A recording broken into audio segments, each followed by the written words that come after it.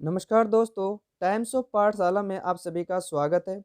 दोस्तों, आज का जो वीडियो होने वाला है बहुत ही खास होने वाला है, क्योंकि आज हम आपको 20 ऐसे इम्पोर्टेंट प्रश्न बताने वाले हैं जो महाजनपद से बार-बार एग्जाम में पूछे जाते हैं। एसएससी, रेलवे, बैंकिंग, आर्मी और बिहार दरोगा जैसे परीक्षाओं में ये प्रश्न बार-बार पूछे जाते हैं।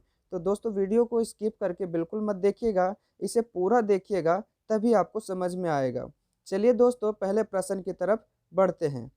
पहला प्रश्न है दोस्तों कि गंगा और सोन नदियां प्राचीन भारत के किस महाजनपद से होकर गुजरती थी या बहती थी? तो गंगा और जो सोन नदियां हैं दोस्तों, मगध महाजनपद से होकर गुजरती थी। तो इसका सही उत्तर हो जाएगा ऑप्शन सी, मगध।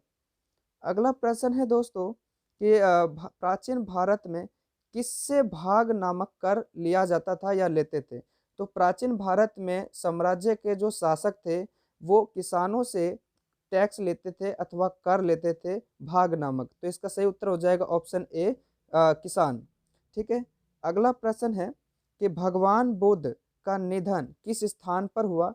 तो भगवान बुद्ध ने जो आखिरी सांस है वो कुशीनगर में ली थी। तो इसका सही उत्तर हो जाएगा ऑप्शन डी, कुशीनगर। अगला प्रश्न है कि भारत का कौन सा क्षेत्र प्राचीन समय में अवंतिका के नाम से जाना जाता था? तो भारत का जो मालवा जो क्षेत्र है प्राचीन समय में, ये मालवा क्षेत्र अवंतिका के नाम से जाना जाता था। अगला प्रश्न है कि आजीविका का एक संप्रदाय था। आजीविका होता है दोस्तों जो किसी के ऊपर जो निर्भर ना रहे, यानी जीवन यापन करने के लिए किसी दूसरे के ऊपर निर्भर ना रहे। तो महात्मा बुद्ध और उनके समकालीन जितने भी थे वो आजीविका का एक संप्रदाय माना जाता है। तो इसका सही उत्तर हो जाएगा ऑप्शन ए, बुद्ध और उसके समकालीन। ठीक है। अगला प्रश्न है कि वह कौन सा शासक था, यानी वह शासक कौन सा था जिसने राज सिंहासन पाने के लिए अपने पिता बिंबिसार की हत्या कर दी थी? तो बिंबिसार की हत्या जो है अजातशत्रु ने की थी और उनके पुत्र माने जाते हैं। तो इसका सही उत्तर हो जाएगा ऑप्शन बी, अजातशत्रु। अगला प्रश्न है कि चेदी वंश का जो प्रसिद्ध शासक राजा खारवेल का संबंध किस क्षेत्र से था? तो चेदी वंश का जो प्रसिद्ध राजा खारवेल जो था उनका संबंध जो है कलिंग से माना जाता है। तो इसका सही उत्तर हो जाएगा ऑप्शन ए, कलिंग।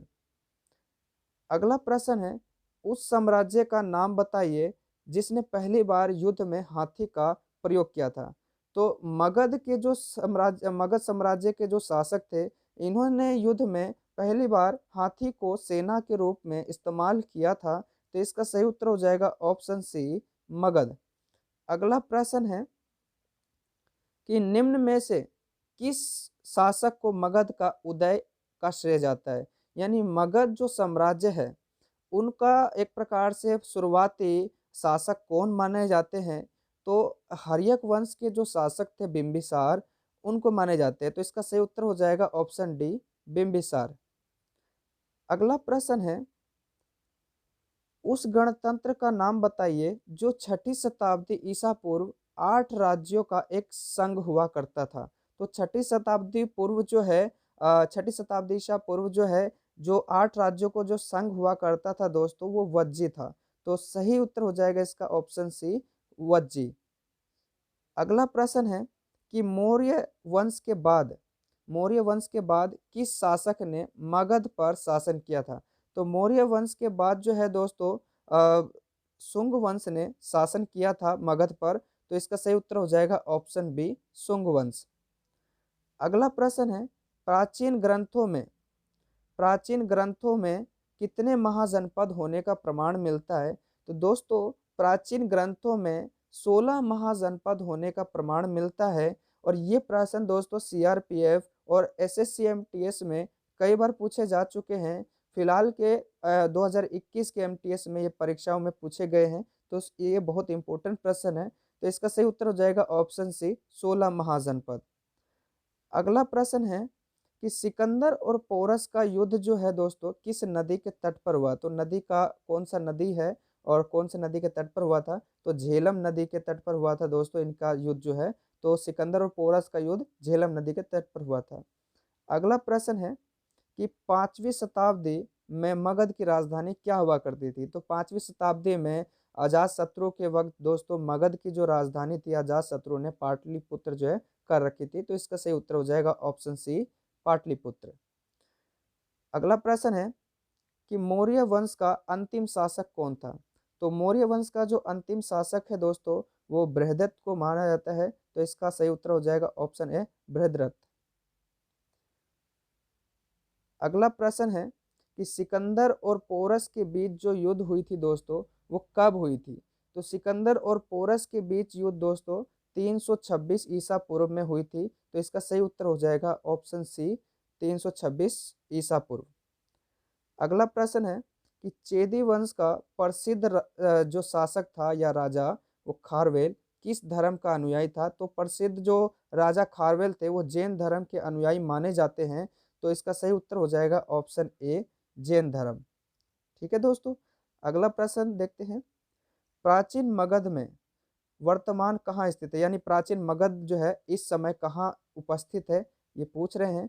तो प्राचीन मगध इस समय दोस्तों बिहार को कहा जाता है। तो बिहार में मौजूद है। तो इसका सही उत्तर हो जाएगा ऑप्शन सी बिहार। अगला प्रश्न है कि 16 महाजनपद में से सबसे महत्वपूर्ण कौन सा महाजनपद था जो उभर कर सामने आया। तो प्राचीन भारत में जो है 16 महाजनपद होने के प्रमाण मिलते हैं और इन सब में से जो मगध था बहुत ही महत्वपूर्ण और शक्तिशाली महाजनपद माने गए हैं। तो इसका सही उत्तर हो जाएगा ऑप्शन बी मगध। अगला प्रश्न है कि निम्न में से किस शासक की हत्या उसके ही सेनापति ने किया था। तो जो बृहदत्त थे दोस्तों इनकी जो हत्या है उनके सेनापति ने ही कर दी थी। तो इसका सही उत्तर होगा ऑप्शन डी बृहद्रथ। तो दोस्तों ये 20 इंपॉर्टेंट प्रश्न थे जो सभी परीक्षाओं में बार बार पूछे जाते हैं।